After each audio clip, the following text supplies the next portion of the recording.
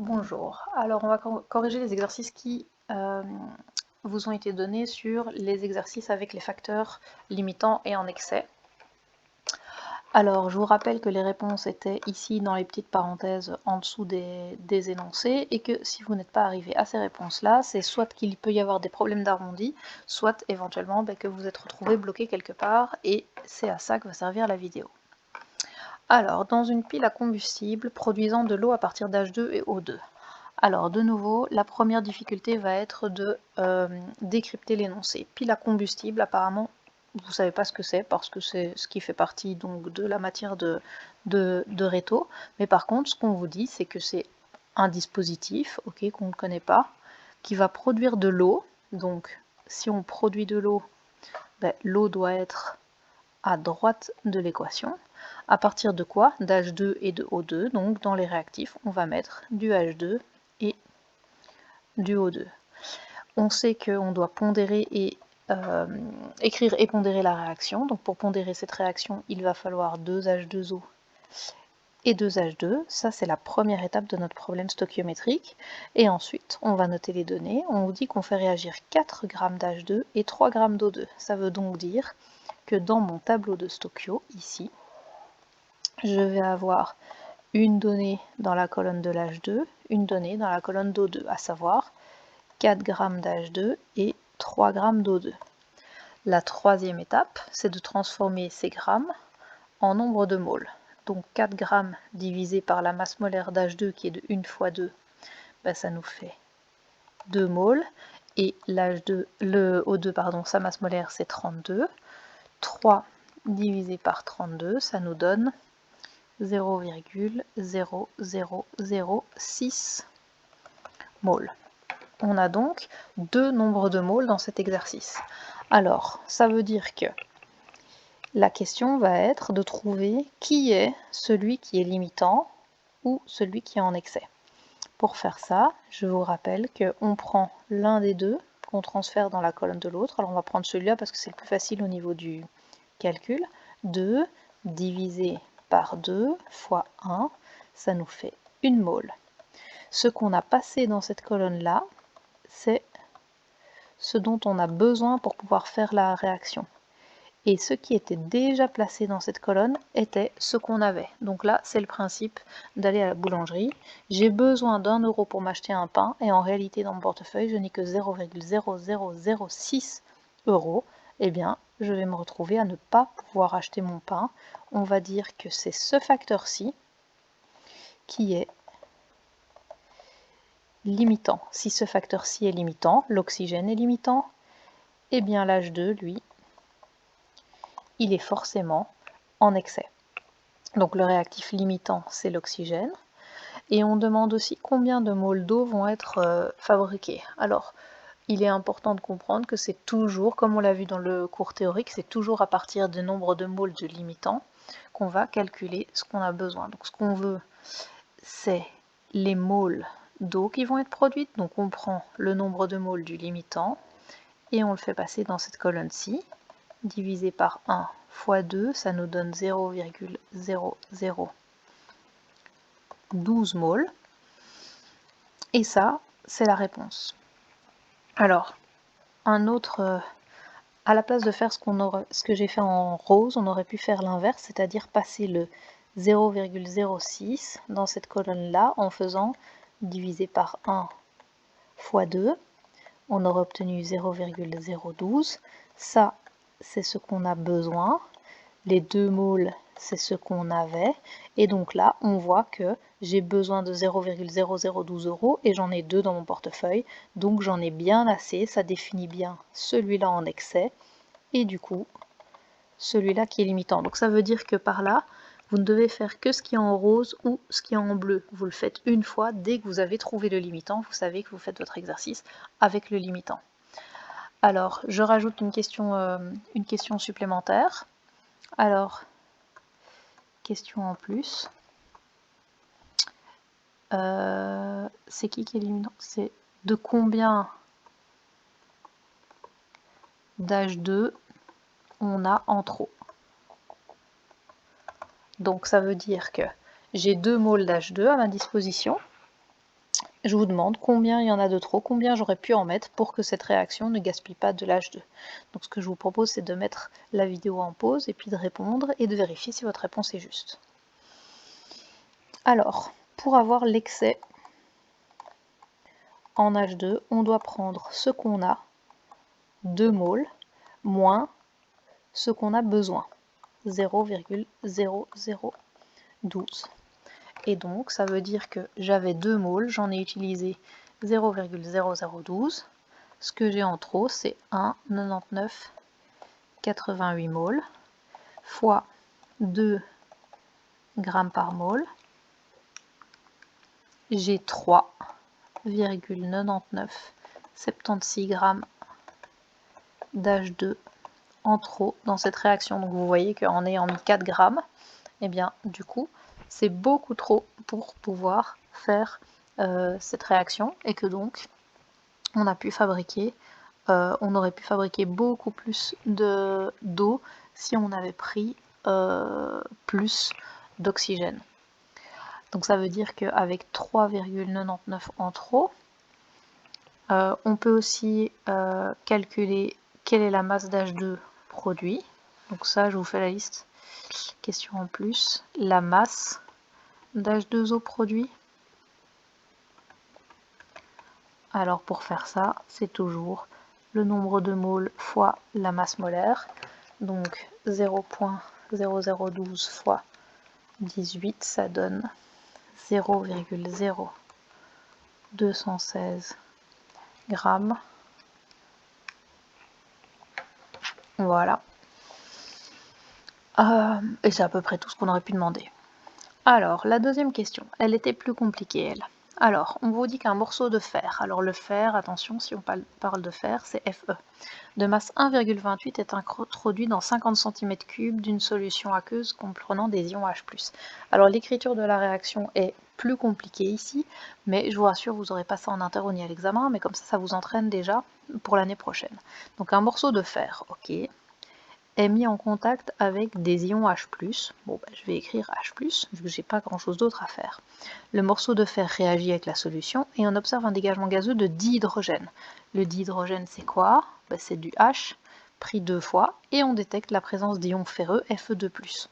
Donc ça veut dire que j'ai du H2 et du Fe2+. Même si ce sont des ions ou des molécules avec lesquelles vous n'avez pas l'habitude de travailler, vous les recopiez comme ça, on vous les donne dans l'énoncé. Donc écrire et pondérer la réaction. Donc ici j'ai un Fe, j'ai 2 H, il va me falloir 2 H de ce côté-ci, donc j'ai 2 H, un fer. Au niveau des charges des ions, on voit bien qu'il y a 2 plus et 2 ions positifs qui font 2 plus, donc les charges sont les mêmes à droite et à gauche. Ça, c'était la première question. La deuxième question, déterminer le volume de dihydrogène dégagé dans les conditions normales de température et de pression, donc c'est en CNTP. Alors il faut remonter pour avoir les données. On a dit qu'on a pris 1,28 g dans une solution de H plus 50 cm3. Alors, mètre, décimètre, centimètre, millimètre. On parle de cube, donc il y a 3 colonnes. On en a 50 des centimètres cubes et on sait que ici c'est les litres. Donc ça veut dire qu'on a 0,05 litres ou 50 millilitres. Donc j'ai 50 millilitres d'une solution qui est concentrée à 5 moles par litre. Toutes mes données sont mises dans l'énoncé. J'avais bien ça, ça et ça comme données numériques. Elles sont là. Donc ma troisième étape, ça va être de transformer en nombre de moles. Alors ici, j'ai une concentration molaire. Je sais que la concentration, formule c'est C égale N sur V. Donc le nombre de moles est égal à C fois V. Attention, volume exprimé en litres. Ça nous fait 5 fois 0,05, 0,25 moles. Le 1,28, il va être divisé par la masse molaire. Masse molaire du fer est de 56. 1,28 divisé par 56, ça fait 0,023 moles. On a donc deux nombres de moles, et il faut savoir qu'ils sont ils sont pas très proches, mais Il faut savoir lequel est en excès et lequel est limitant. Donc on va prendre celui-là, par exemple, hein, vous pouviez le faire dans l'inverse, c'est le rose et le bleu de l'exercice 1. On va le passer là, divisé par 1 fois 2, ça nous fait 0,046 moles. Ça, c'est ce qu'on a besoin. Ça, c'est ce qu'on a. Donc j'ai besoin de 0,046 € et j'en ai 0,25 dans mon portefeuille. J'en ai donc assez. Lui est en excès. Et c'est le fer qui est limitant. Ça veut donc dire que mon exercice, tout le reste des questions qu'on va me poser, c'est-à-dire ici le volume, va être calculé à partir du limitant. Donc je vais prendre mon 0,023, le passer dans la colonne de H2 ici, et comme on est en CNTP, je vais multiplier par 22,4. 0,023 fois 22,4, ça donne 0,5152 et ce sont des litres. Alors ensuite on demande la concentration molaire des ions Fe2+, qui sont présents dans la solution. Donc le Fe2+, il est ici. Donc la concentration molaire, on sait que c'est le nombre de moles d'ions sur le volume de la solution. Donc on va passer ce nombre de moles là ici, on est toujours à 0,023 moles. Et la concentration, c'est 0,023 divisé par le volume dans lequel on est. Le volume, c'est ce qu'on a mélangé au départ. On a mélangé au départ 0,05 litres. Donc la concentration va être de 0,023 divisé par 0,05, 0,46 moles par litre. Ce qu'on aurait pu faire, j'aurais pu dire au début de l'exercice que le volume de la solution après dissolution du fer augmente de 3 ml par exemple. Ça aurait donc voulu dire que le volume ici serait devenu 0,053 litres parce qu'on avait bien mis 50 ml mais qu'en mettant le fer dedans, ça aurait fait augmenter le volume. Mais c'est pas le cas ici, mais comme ça vous voyez ce qui aurait pu arriver. Alors le troisième exercice, attention, c'est une utilisation d'une formule qu'on n'a pas utilisée encore dans le cours qui est PV égale nRT. Mais c'est pas beaucoup plus difficile. On vous demande le volume de dihydrogène qui est produit à 28 degrés sous 0,963 bar lors de la réaction de 6 g de zinc avec 5 ml d'acide chlorhydrique.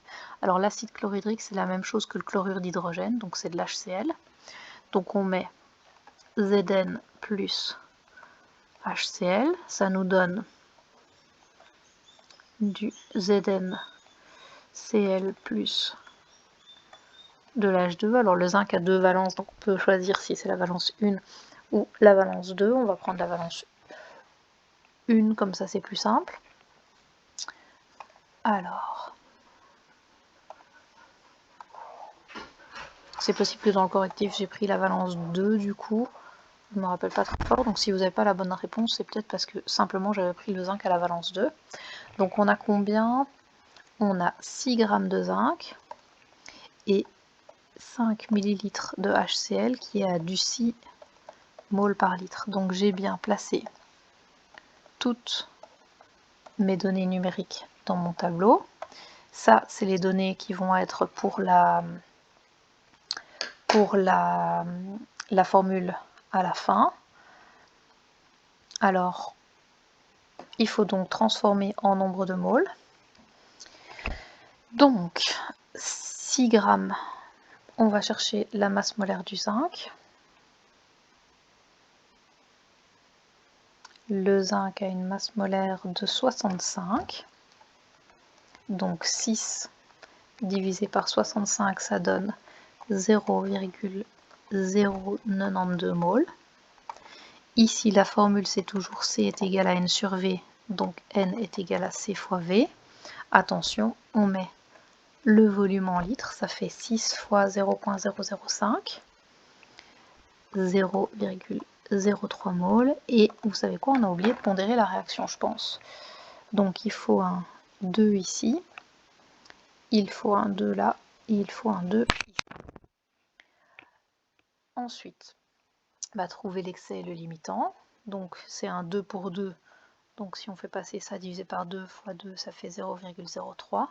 Ça, c'est ce qu'on a besoin. Ça, c'est ce que j'ai. Donc on a besoin de 0,03 et on en a 0,09. Donc lui est en excès. C'est donc le HCl qui est limitant. On va prendre le HCl pour le faire passer dans la colonne de l'H2. 0,03 divisé par 2, ça fait 0,015 mol. Et maintenant, on demandait le volume. Alors si on était en PV égale nRT, il n'y aurait pas de souci. On aurait fait fois 22,4 et c'est ce qui arrivera de toute façon à l'examen. Maintenant, on est en hors CNTP parce qu'il fait 28 degrés et 0,963 bars. Donc ce qu'on va faire, c'est que on va prendre un convertisseur 963 bars pour le trouver en atmosphère. En gros, les bars et les atmosphères, c'est plus ou moins donc identique. Donc on a 0,963 atmosphères. Et on va utiliser la formule. Donc ce qu'on cherche, c'est le volume. PV égale à nRT.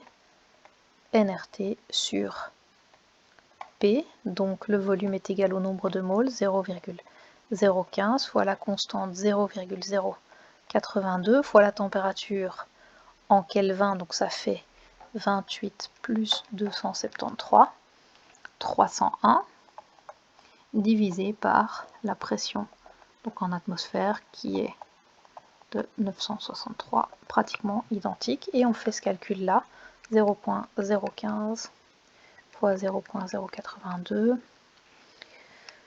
fois 301 divisé par 0,963, ça donne 0,384 litres. Ça, c'était pour le troisième exercice. Alors, la synthèse de l'aspirine se réalise à partir de la réaction suivante. Alors cette fois, par contre, c'est une réaction qui est un peu plus compliquée, mais étant donné qu'elle est écrite, ça ne devrait pas vous poser de problème. H6O3, elle est écrite et elle est même pondérée. Alors, qu'est-ce qu'on dit? On va la recopier quand même, parce que sinon travailler au travers du texte d'en dessous, c'est pas très l'idéal. Quelle quantité d'aspirine produit-on si on fait réagir 0,5 kg de C7H6O3 et 400 ml de C4H6, sachant que sa masse volumique est de 1,08 g par cm3. Alors, déjà premièrement, identifier l'aspirine. Quelle quantité d'aspirine on produit? On parle de produit, donc on est forcément ici. L'un des produits est de l'eau, donc forcément, vous pouvez en déduire que ceci est la molécule d'aspirine. Donc ce qu'on cherche, c'est bien la masse d'aspirine qu'on va produire. Ensuite, on doit trouver des nombres de moles. J'ai donc 500 grammes ici, que je vais convertir en nombre de moles. Pour ça, j'ai besoin de la masse molaire de ceci. 7 fois 12 plus 6 plus 3 fois 16, ça nous fait 138. Donc 500 divisé par 138, ça fait 3,623 moles du premier réactif. Ensuite, on a des millilitres. Alors attention, ici, on dit bien que c'est un liquide, donc on ne peut pas diviser par 22,4 parce que déjà on ne dit pas qu'on est en CNTP et on ne dit pas que c'est un gaz. Par contre, on donne cette masse volumique. Alors rappelez-vous, la masse volumique, c'est la masse d'un volume. Ici, on dit que 1 cm3 pèse 1,08 g. Alors, pour ceux qui ne le savent pas, du coup, on va refaire notre abac, mètre, décimètre, centimètre, millimètre. On est en cube, donc il me faut 3 colonnes dans chaque. On a ici 1 cm3 qui est 1 ml. Donc ça veut dire que 1 ml pèse 1,08 g. Mais moi je n'ai pas 1 ml, j'en ai 400. Donc 400 ml vont peser, si on fait x 400 pour aller ici, on va faire x 400 de l'autre côté, 1,08, 432 grammes. J'ai donc dans mes 400 ml 432 grammes de ces 4H6O3. Je vais diviser ça par la masse molaire. 12 fois 4, plus 6, plus 1, 2, 3 fois 16. La masse molaire de ça, c'est 102. 432 divisé par 102, ça donne 4,235 moles. Maintenant qu'on a ces deux nombres de moles, eh bien c'est la même chose, on va faire excès limitant. Donc on prend l'un qu'on fait passer dans la colonne de l'autre. Celui-ci, on va diviser par 2, ça fait donc 3,623 divisé par 2, 1,812 moles. Ça, c'est ce qu'on a besoin. Ça, c'est ce que j'ai. On se demande, j'ai besoin de 1,8 €, j'en ai 4 dans mon portefeuille, donc ça, j'en ai assez. C'est donc celui qui est en excès. Et celui-ci est celui qui est limitant. Ma question était, quelle quantité d'aspirine je peux calculer? Donc je vais prendre le limitant, le passer dans la colonne de l'aspirine. C'est un 2 pour 2, donc ça vaut 3,623 moles. Et puis je vais multiplier ça par la masse molaire. 12 fois 9, plus 8, plus 16 fois 4. Donc,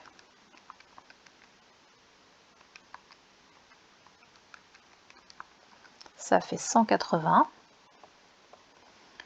Et 180 fois 6 points, non, fois 3,623, ça nous donne 652,14 g d'aspirine à partir de 500 g et de 432 g des deux réactifs.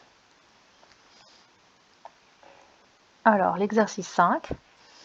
Un laborantin prépare du bicarbonate d'ammonium au moyen de la réaction suivante. Donc, déjà, on comprend que le bicarbonate d'ammonium, même si vous avez oublié votre nomenclature par exemple, ou que le bicarbonate c'est un composé qu'on n'a pas appris tel quel, le bicarbonate c'est le groupement HCO3, et bien de toute façon étant donné qu'il le prépare, c'est ce qu'on obtient, donc on sait que ça c'est le bicarbonate d'ammonium.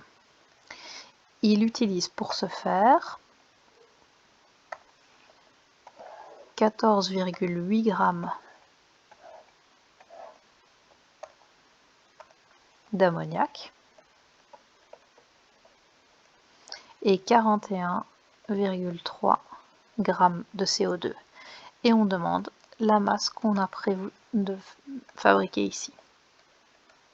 Alors, 14,8 divisé par 17, ça nous donne 0,871 moles.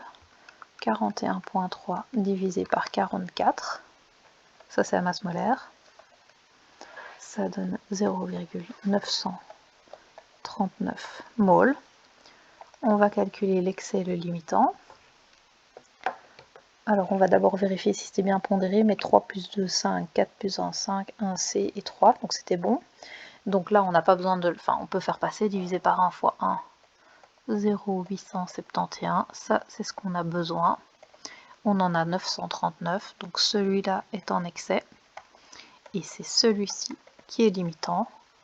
On va donc prendre le nombre de moles de limitant, le passer dans cette colonne-là, 0,871 moles, multiplié par la masse molaire qui est de 14 plus 4 plus 1 plus 12 plus 16 fois 3, 79. 79 fois 0,871, ça nous donne 68,809 grammes qui sont produits de bicarbonate d'ammonium. Et enfin, le dernier exercice. L'acide phosphorique est un composé utilisé pour faire les engrais. Il est également présent en faible quantité dans le coca. L'acide peut être préparé en 2 étapes. Alors, l'étape 1, c'est P4 plus un certain nombre d'oxygène qui nous donne P4O10. Donc on va pondérer cette équation, il faut 5O2. L'étape 1 et l'étape 2, un certain nombre de P4O10 plus de l'H2O qui vont donner acide phosphorique. Alors, acide phosphorique, c'est l'ancienne nomenclature du phosphate d'hydrogène, donc c'est du H3PO4. Alors pour pouvoir faire ça, il faut, si vous pondérez, on va faire 4H3PO4 et à mon avis il faut 6 H2O. On a 4P, 12 oxygène, 12 H, 12 H, 10 plus 6 et 4 x 4, 16. Et ici c'était pondéré. Alors, on dit qu'on a 204 grammes de P4.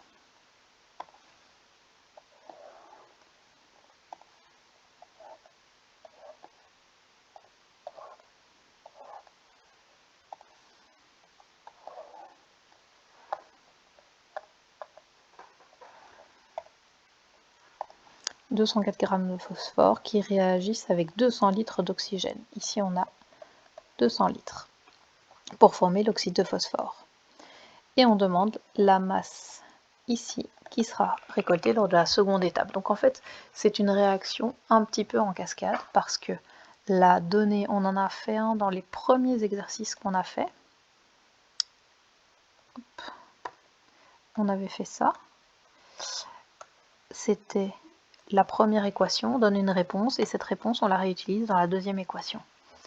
Donc, alors 200 litres d'oxygène, l'oxygène il est en CNTP qu'on ne le précise pas, donc ça fait 200 divisé par 22,4, ça donne 8,929 moles. Et alors, le P c'est 31, 31 x 4 ça nous fait 124 de masse molaire, 204 divisé par 124, 1,645 moles. On a donc deux données, donc il faut les croiser pour pouvoir trouver l'excès et le limitant. Divisé x 1 x 5, ça fait 8,226 moles. Ça, c'est ce qu'on a besoin. Et ça, c'est ce qu'on a. Donc 8,9 et 8,2. Donc on en a bien plus. Celui-là est en excès. Et c'est lui qui est limitant. C'est donc lui qu'on va utiliser pour calculer combien de P4O10 on a formé.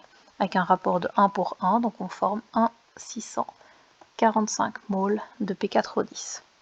Ce P4O10, on va le réutiliser intégralement pour faire réagir avec de l'H2O.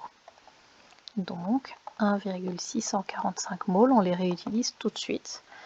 Et on les utilise pour pouvoir dire, donc 1,645 fois 4, 6,58 moles de H3PO4. On demandait la masse qu'on pouvait en former.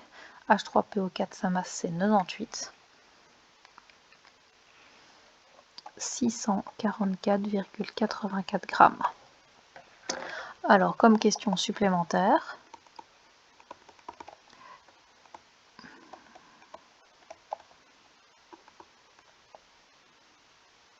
donc la quantité d'eau nécessaire à la deuxième étape.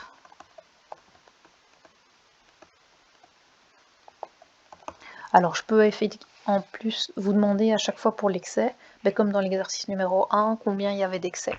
Ici, si on demande la quantité d'eau qu'on a besoin, on en a 1,645, ça va réagir avec divisé par 1 fois 6, 1,645 fois 6, 9,87 moles. Et ce 9,87 moles, on va le multiplier par 18. Et on va trouver 9,87 fois 18, 177,66 g d'eau pour pouvoir faire cette réaction. Voilà pour ces exercices.